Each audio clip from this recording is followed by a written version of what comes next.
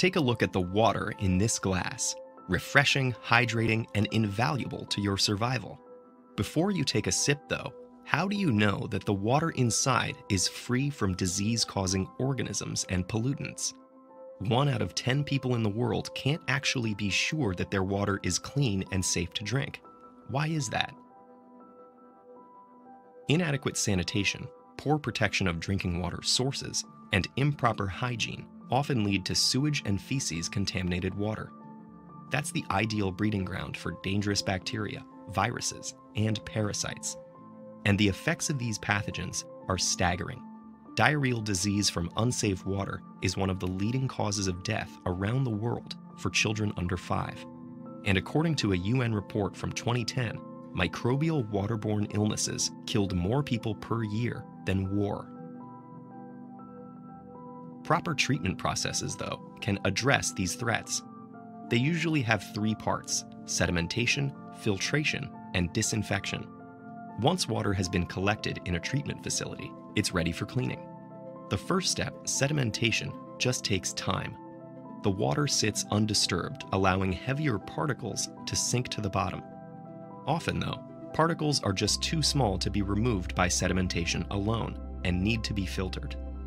Gravity pulls the water downward through layers of sand that catch leftover particles in their pores, prepping the water for its final treatment, a dose of disinfectant.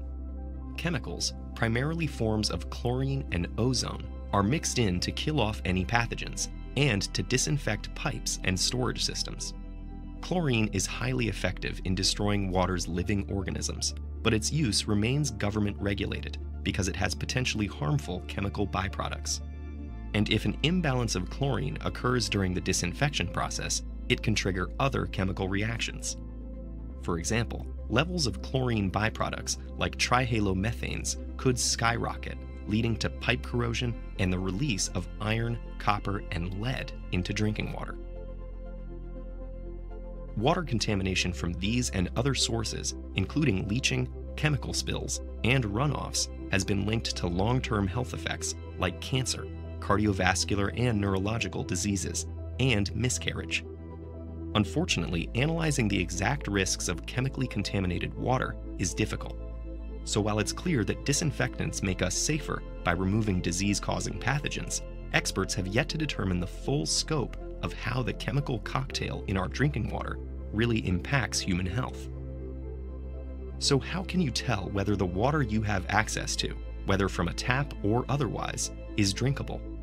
Firstly, too much turbidity, trace organic compounds, or high-density heavy metals like arsenic, chromium, or lead mean that the water is unsuitable for consumption. A lot of contaminants, like lead or arsenic, won't be obvious without tests, but some clues, like cloudiness, brown or yellow coloration, a foul odor, or an excessive chlorine smell, can indicate the need to investigate further. Water testing kits can go a step further and confirm the presence of many different contaminants and chemicals. With many types of contamination, there are ways of treating water where it's used instead of close to its source. Point-of-use treatment has actually been around for thousands of years. Ancient Egyptians boiled away many organic contaminants with the sun's heat.